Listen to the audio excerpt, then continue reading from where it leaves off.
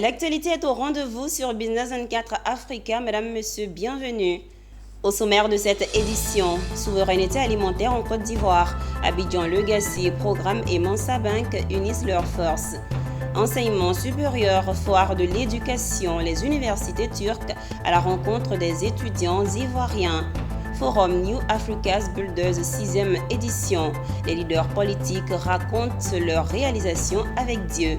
Et puis Club Service, le Lions Club Abidjan Énergie réalise avec succès la première édition du Un plat pour un sourire. En 2023, la Côte d'Ivoire a dispensé pour l'importation de ses besoins alimentaires 2000 milliards de francs CFA. Il faut encourager les initiatives locales afin de changer la donne.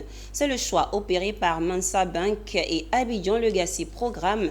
Les deux institutions se sont engagées dans un partenariat dans les domaines tels que la mécanisation agricole, la formation à la digitalisation ou encore le développement des filières coco, karité et carapace. La signature de l'accord de partenariat avec Issa Badini et Ezekiel Siri. À la sécurité alimentaire et à l'amélioration des conditions de vie des Ivoiriens. Par cette formule consacrée, Abidjan Legacy Programme et Mansa Bank viennent de se mettre d'accord pour accompagner la Côte d'Ivoire vers l'autosuffisance alimentaire. Mansa Bank fournit l'argent, Abidjan Legacy l'expertise et le couple va former et accompagner dans les milieux agricoles sur l'ensemble des 31 régions de la Côte d'Ivoire. Lorsqu'on voit qu'on a environ 2000 milliards de francs CFA dépensés pour importer des produits que nous pouvons produire localement, selon nos interprètes. C'est-à-dire qu'il y a des fournisseurs qui sont à l'étranger qui bénéficient de ces 2000 milliards. Donc, imaginez un seul instant que ces 2000 milliards-là bénéficient à des producteurs locaux. Ça veut tout dire déjà. Donc ça crée une richesse incommensurable.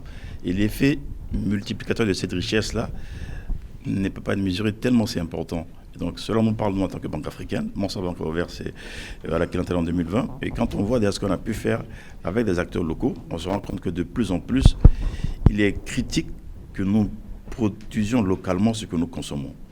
Et quand on consomme ce qui est produit localement, on importe moins. Quand on importe moins, on fait moins appel à nos réserves d'échange. Quand on importe moins, on crée des champions locaux. Notre souhait, c'est d'avoir un championnat national dans le poisson, championnat national dans le riz, championnat national dans le lait, dans les fruits et légumes, etc. Donc vous avez 10 secteurs comme ça, sur lesquels, en tout cas, notre souhait, c'est d'avoir le partenariat le plus long possible, le plus fructueux possible avec Mansa Bank pour le bien-être de nos populations. 2000 milliards de francs CFA de produits d'importation alimentaire rien que pour 2023, dont 600 milliards de francs CFA pour les riz et 518 milliards en poissons. Voilà les tableaux que Mansa Bank et Abidjan Legacy Programme veulent changer. Les secteurs d'activité, la mécanisation agricole, la formation à la digitalisation ou encore le développement des filières coco, karité, carapace et l'aquaculture. Le partenariat signé aujourd'hui s'étend jusqu'en 2030. Poursuivons ce journal dans le domaine de l'éducation. Offrir aux étudiants ivoiriens un accès aux meilleures opportunités d'études en Turquie. Voilà l'objectif de l'association Study in Turkey à travers la foire de l'éducation. Une initiative qui met en lumière les filières d'excellence, les programmes de bourse et les perspectives de carrière qu'offre l'enseignement supérieur turc. Le week-end dernier, 9 universités turques ont pris d'assaut l'hôtel Azalai de Marcory pour échanger avec les apprenants et leur faire découvrir les conditions d'admission et les avantages d'une formation en Turquie. Le commentaire de Alan Itoua. On se croirait en Turquie. L'atmosphère est studieuse, rythmée par des échanges passionnés entre étudiants et représentants d'universités. C'est ici en Côte d'Ivoire que tout se passe précisément à Abidjan Marcory, l'hôtel Azalai. Dans le cadre de la foire de l'éducation, 9 universités turques sont présentes. Leurs responsables sont venus présenter aux jeunes Ivoiriens en quête d'opportunités académiques à l'international, les conditions d'admission, les possibilités de bourse et les avantages d'étudier en Turquie, un pays qui se veut une destination privilégiée pour les étudiants africains. Bunun dışında üniversitelerimizde öğrencilerimiz Dans chaque université, nous avons un centre de carrière. Un centre de carrière, c'est un centre qui, déjà, pendant qu'ils sont étudiants à l'université, ils vont vers le centre de carrière pour demander ce qu'ils veulent plus tard.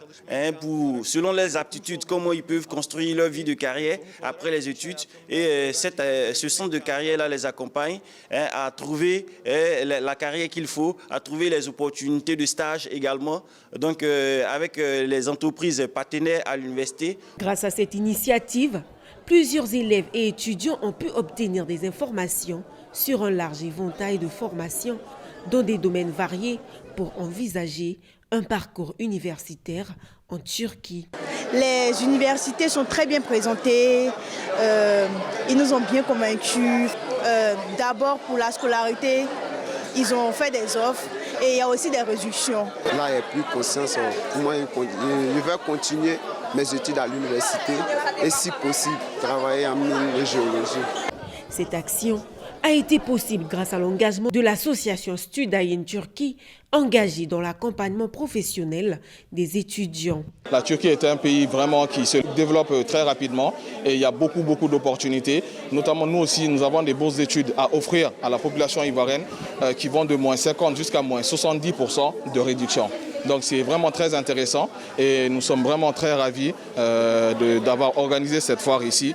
Au-delà, ces initiatives visent à renforcer la position de la Turquie en tant que centre d'éducation internationale et à attirer davantage d'étudiants étrangers dans ces institutions académiques. Parlons religion et intéressons-nous à la deuxième et dernière journée du New Africa's Builders Forum à l'Hôtel Ivoire à Abidjan avec un panel sur un thème important appelé à transformer par la politique. Ce panel a suscité de vives émotions quant à la qualité des intervenants et leur relation avec Dieu. Il s'agissait de montrer aux participants qu'il est possible pour un leader politique de suivre la parole de Dieu et d'impacter à travers le comportement la société. Pierre Tebeu et Marius Seri reviennent sur ce panel riche en enseignements qui montre que la politique sans Dieu est une relation construite sur du sable. Suivez. Plusieurs panels étaient inscrits au programme de ce 6e rendez-vous de la coalition des chrétiens hommes, femmes d'affaires et décideurs. Parmi ces panels, il y a eu un qui a attiré toutes les attentions, celui qui réunissait plusieurs leaders du champ politique ivoirien. Claverie Boni, président de l'URD, Akosi Benjo, vice-président du PDCI-RDA, Simone Eive-Gbagbo, présidente du MGC et Pierre Demba, ministre en charge de la Santé. Le thème, appelé à transformer par la politique. Un échange qui démontre qu'au-delà de la politique qu'ils font au quotidien, ces hommes et femmes ont chacun une relation particulière avec Dieu, bien que n'étant ni du même bord politique, ni de la même obédience religieuse. S'engager en politique pour impacter nos communautés en gardant sa relation avec Dieu, c'est possible et c'est l'idéal. La politique est un appel pour servir nos frères et nos sœurs. On a demandé que ceux qui veulent faire de la politique n'aient pas peur. Mais on peut faire la politique à tous les niveaux. Mais ça demande beaucoup de patience, ça demande beaucoup de tolérance et surtout beaucoup d'humilité. Beaucoup de foi, beaucoup de détermination, une vision claire dans l'esprit et puis le courage pour agir. La politique a besoin d'être anoblie et les chrétiens sont bien placés pour apporter les valeurs de l'Église à la politique, pour qu'elle soit plus humaine, pour qu'elle atteigne ses objectifs de bonheur à la communauté. Et je pense que ce qu'il faut savoir, c'est que ce n'est pas avec notre force que nous allons à la politique. Nous devons être appelés. C'est une mission, c'est un service, c'est un sacerdoce. Et pour cela, il faut que nous puissions nous engager véritablement avec beaucoup de responsabilité dans la politique, mais surtout avec beaucoup de rigueur vis-à-vis de nous-mêmes. Ce panel politique tombe bien, puisque la Côte d'Ivoire connaîtra cette année 2025 un rendez-vous électoral important où la position des acteurs sera scrutée, l'élection présidentielle. La 6e conférence internationale de la coalition des chrétiens hommes, femmes d'affaires et décideurs a refermé ses portes ce dimanche 9 février 2025, à l'hôtel Ivoire d'Abidjan, après 48 heures de débats et d'échanges. Rendez-vous en 2027 pour l'acte 7. Parlons toujours du New Africa's Builders. À tes résolutions répondra ton succès. C'est le thème de cette 6e conférence internationale de la coalition des chrétiens hommes, femmes d'affaires et décideurs qui s'est déroulée du 9 au 10 février 2025 à Abidjan. Un rendez-vous qui a tenu toutes ses promesses. Suivons Mariam Dao Gabella, présidente de New Africa's Builders, dresser le bilan de l'édition 2025. D'abord, je voudrais dire que la coalition des chrétiens hommes-femmes d'affaires, c'est une plateforme qui a 3 volets. Un ressourcement spirituel, un partage d'expériences, une pratique commune dans les affaires à travers le réseautage. Notre objectif, c'est vraiment de vivre notre foi dans tous les compartiments de notre vie, en entreprise ou dans la gestion de nos entreprises, mais aussi en politique. Le bilan, il est positif. Alors, on est aussi dans un milieu qui est hautement spirituel. Les personnes qui sont venues avaient besoin d'encouragement. Elles avaient besoin de se ressourcer spirituellement. Parce que vous savez, il y a un sentiment de solitude quand on est leader. Mais c'est l'occasion de rassembler les leaders en provenance de plusieurs pays d'Afrique pour qu'ils puissent se soutenir, se ressourcer ensemble et avoir des plans communs. Vous ne pouvez pas imaginer la solitude d'un leader et on ne peut pas transformer seul. Donc c'est ensemble qu'on peut le faire. C'est pourquoi nous avons créé cette conférence qui est à sa 6e édition. On l'a fait tous les 2 ans. La 7e édition, nous n'avons pas encore le thème. Je vous ai dit, c'est un milieu spirituel. Nous attendons d'avoir l'inspiration pour cette 7e édition. Elle se tiendra sûrement à Abidjan et en principe, elle est prévue pour 2027. C'était des propos recueillis par nos reporters. Une autre page religieuse. L'apothéose des 21 jours de jeûne de l'apostolat catholique d'évangélisation sacerdoce royal s'est tenue ce dimanche 9 février 2025 au stade du Forum de l'Université Félix Houphouët-Boigny de Cocody. Cette activité a été pour les fidèles chrétiens un rendez-vous unique de célébration, d'évangélisation et de prière pour rendre grâce à Dieu. Retour sur les temps forts avec Michel Brou et Richard Akeke.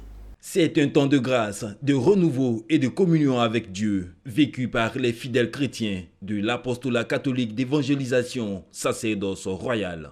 Après 21 jours consacrés au jeûne, le temps était venu d'immortaliser ce moment particulier dans une atmosphère d'adoration collective. La meilleure vie. Les gars, ton voisin, faut lui dire ça.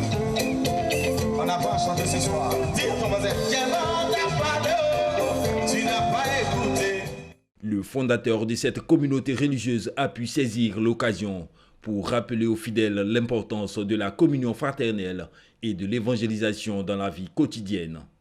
Il les a exhortés à demeurer des modèles pour impacter par leur comportement la société. Une œuvre qui ne croit pas, ce n'est pas de bons signes. Donc le Seigneur nous appelle, nous tous, à être des gagneurs d'âme, à proposer notre foi aux uns et aux autres, à proposer. Si les gens voient notre état de vie, notre qualité de vie, notre vie de distinction, tout le monde va adhérer à notre foi. Donc au-delà même des religions, la première chose qui doit être présentée, c'est la qualité de notre vie. Si notre vie donne envie de suivre Dieu, peu importe ma religion, si je dis que je suis du ciel, tout le monde va me suivre. Donc c'est à nous de donner de la valeur au Dieu que nous prions. Donc j'invite tous les chrétiens, j'invite les non-chrétiens à œuvrer pour un monde juste, un monde de paix, un monde d'harmonie. Les chrétiens ont vécu une expérience spirituelle intense à cette journée et leur a permis de se rapprocher de Dieu, d'approfondir leur foi et de renouveler leur engagement dans la mission évangélique. C'est la fin des 21 jours de jeûne, donc il faut célébrer, il faut dire merci au Seigneur parce qu'on a jeûné et maintenant il faut rentrer dans la louange, il faut rentrer dans l'adoration pour se ressourcer. Donc je suis venu pour pouvoir participer à ce moment, aussi échanger un temps de communion avec mes frères d'ici. Sincèrement, je me sens bien.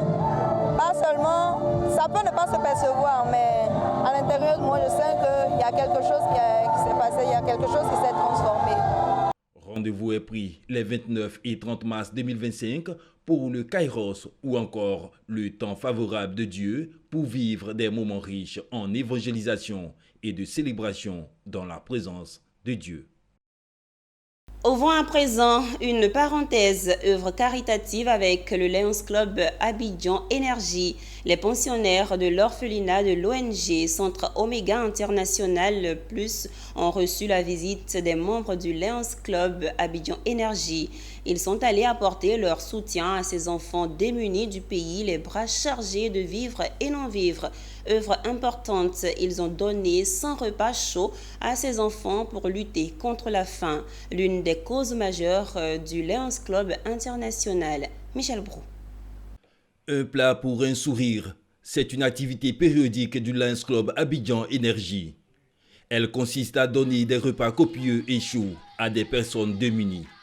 Pour cette première édition, les membres du Lions Club Abidjan Énergie se sont dirigés vers l'orphelinat de l'ONG Centre Oméga International Plus, situé à Anani, sous-quartier de Port-Boué, route de Grand Bassam. Ils s'y sont rendus les bras chargés de non-vivre, notamment des fournitures scolaires pour booster leur éducation et leur formation, mais aussi avec des repas copieux, chauds.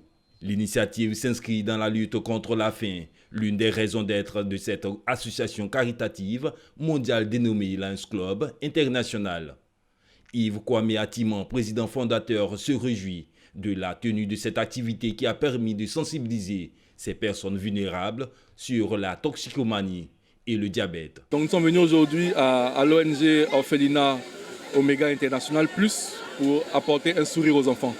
Et nous sommes venus aujourd'hui pour offrir des repas aux enfants, contribuer à leur éducation, parce qu'ici le slogan c'est de faire de ces enfants-là des élites de demain.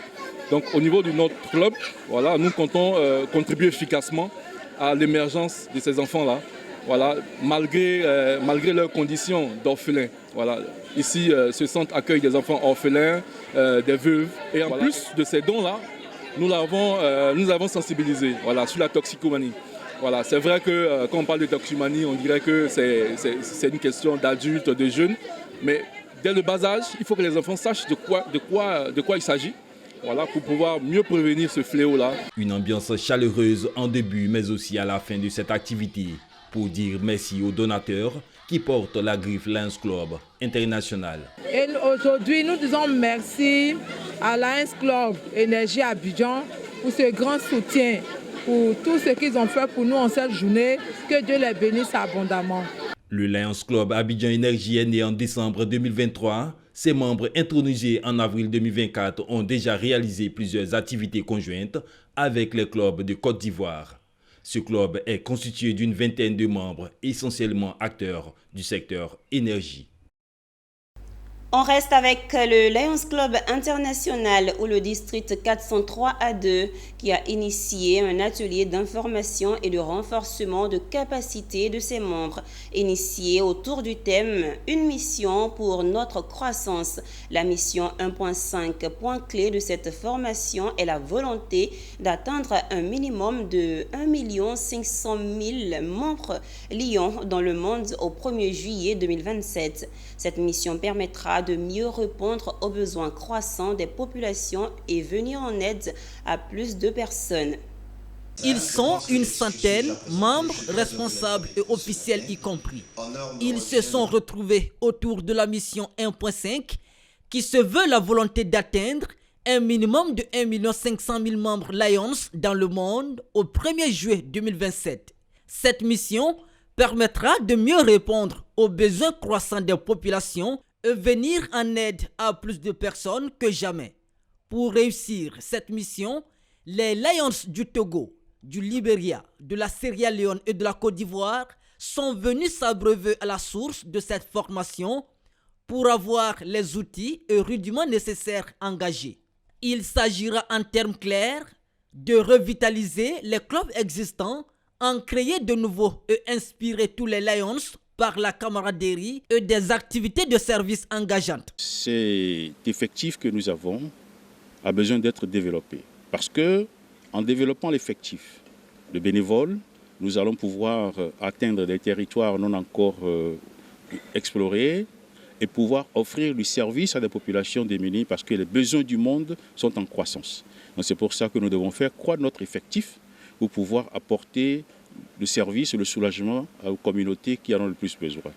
Donc nous avons lancé une phase pilote pour ces ateliers qui regroupent les clubs services à Lomé. Et nous continuons aujourd'hui avec Abidjan pour les clubs de Côte d'Ivoire. Et c'est une expérience qui va s'étendre pour le district 403 A2 au Libéria avant que nous ne puissions aller dans les autres districts de notre région. Les participants de cette rencontre sont aguerris avec pour ambition d'atteindre pour les 4 prochaines années cet objectif historique pour le Lions Club international. Donc ça a été l'occasion pour nous d'apprendre qu'est-ce qui est réellement les formations que nous pouvons ressortir en traquant les données des différents clubs, comment est-ce que nous pouvons réaliser nos différents objectifs. C'est donc reparti avec des perspectives nouvelles et un effectif diversifié pour favoriser les échanges et le succès des clubs. Les membres Lions se doivent aussi de faire connaître la mission de l'association afin de continuer à accroître les effectifs et à renforcer l'impact au niveau local et international. Une nouvelle page s'écrit pour l'UEGLO, entendez l'Union des élèves et étudiants du GLO. Le week-end dernier, les membres de cette association se sont retrouvés à l'occasion d'une assemblée générale ordinaire marquant l'élection d'une nouvelle instance dirigeante. Désormais, c'est Grace Kwasi Moké qui est la présidente de cette association qui comptabilise 30 ans d'existence. Anja Sémian et Setekissi étaient nos témoins sur place. C'est au tour de la commune de Cocody d'accueillir une délégation de l'Agence nationale de la statistique et ses partenaires pour une séance de sensibilisation sur le recensement général des entreprises et établissements de Côte d'Ivoire. Une initiative visant à collecter les données précises sur le tissu économique ivoirien, essentiel pour une planification économique efficace et un développement local durable. Aujourd'hui, ma première mission, c'est de faire un appel à tous ceux qui sont sortis de l'UEGLO pour une quelconque raison. Comme l'a dit notre ministre, nous devons être des étudiants exemplaires. Et la jeunesse GLO doit être un exemple pour la Côte d'Ivoire. Donc je fais appel à tous les frères qui sont partis de revenir pour qu'ensemble, on puisse accomplir nos différentes missions. Dans 2 ans, on souhaiterait répondre l'UEGLO sur toute l'étendue du territoire. Le recensement 2024 couvre les secteurs formels et informels et l'ensemble des secteurs d'activité, à savoir l'industrie, le BTP, le commerce et services, à l'exception du secteur agricole et les ambulants. Les commerçants enregistrés bénéficieront d'une carte dite de l'entrepreneur totalement gratuite. Dieu merci, les étudiants et les GLO se sont montrés à la hauteur des enjeux et ont tenu une AG dans le calme et la tranquillité. J'ai demandé aux jeunes d'être responsables. Être responsable, d'abord, c'est commencer par prendre au sérieux ses études. Ils sont des étudiants. L'objectif premier des études, c'est d'avoir son diplôme et affronter le marché de l'emploi. Je pars avec la joie au cœur. Je pars avec un sentiment de fierté parce que mon équipe et moi, nous avons beaucoup donné pour UEGLO, beaucoup donné pour UEGLO. Tout à l'heure, j'ai présenté les différents membres de mon bureau exécutif. Nous avons commencé UEGLO, nous étions 5-6. Aujourd'hui, UEGLO est représenté partout, comme je l'ai dit. Donc, je peux dire que je pars avec le cœur très en joie. Le recensement au niveau de la commune de Cocody débutera dès le 12 février. Ce projet de 3 mois pour la géolocalisation des activités économiques à Cocody livrera ses résultats en juillet 2025. Destination Yamoussoukro. En Côte d'Ivoire, de nombreux jeunes diplômés se retrouvent confrontés à un défi majeur, la recherche d'un emploi. Ce phénomène qui touche une frange significative de la jeunesse est au cœur des préoccupations des autorités ivoiriennes qui s'efforcent de trouver des solutions durables. Dans cette optique, les institutions telles que le cabinet Empower s'engagent activement pour favoriser l'insertion professionnelle des jeunes. C'est dans ce contexte qu'a lieu à Yamoussoukro la 13e édition du Forum des stages et de l'emploi. Un reportage signé Charles Kouakou et commenté par Estelle Soro. L'événement a rassemblé un large éventail d'étudiants et de représentants d'entreprises, tous réunis autour du thème « Unis pour les talents et les opportunités pour une Côte d'Ivoire en mouvement ». Cette édition du forum avait pour objectif principal de créer des synergies entre les jeunes chercheurs d'emploi et les entreprises, permettant ainsi de développer les relations professionnelles bénéfiques et de faciliter à l'accès des opportunités d'embauche. Fanta Traoré Sako, directrice générale du cabinet Empire, a souligné l'importance de cet événement dans le paysage professionnel ivoirien. Alors la thématique, c'est simplement que les jeunes aujourd'hui, lorsqu'ils sortent de l'école ou lorsqu'ils sont à la recherche d'opportunités, et je dirais même au-delà des jeunes, toute personne à la recherche d'emploi a besoin d'obtenir, de tisser un relationnel, un réseau, faire du networking pour obtenir des opportunités d'embauche, de stage, de formation, de renforcement des capacités. Et donc ce stage a pour objectif maintenant, depuis 2016, de mettre en relation les demandeurs d'emploi et les entreprises qui offrent aujourd'hui des opportunités d'emploi ou qui sont prêtes sinon à accompagner le coaching.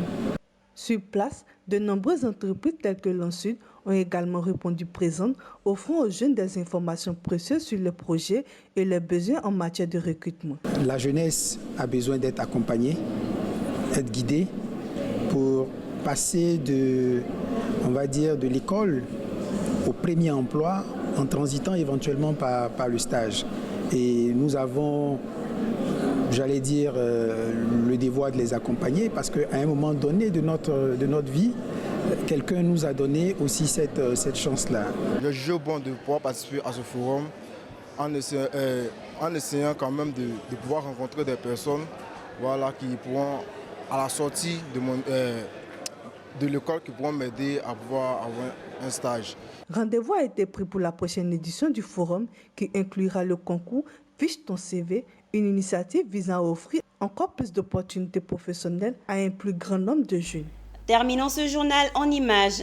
Dans sa stratégie régionale d'inclusion financière 2025-2029, la Banque des États de l'Afrique centrale, l'institution des missions communes aux États de la Communauté économique et monétaire de l'Afrique centrale, projette une hausse du taux d'inclusion financière de la région à 75% d'ici 2032 contre 32% en 2021. Selon la Banque centrale, un des freins au faible taux d'inclusion dans la CEMAC est la prédominance des services de crédit et d'épargne informels comparés aux services formels. Ceci marque la fin de ce journal préparé par l'ensemble de la rédaction. Merci de nous avoir suivis. Bon début de semaine à tous et à toutes.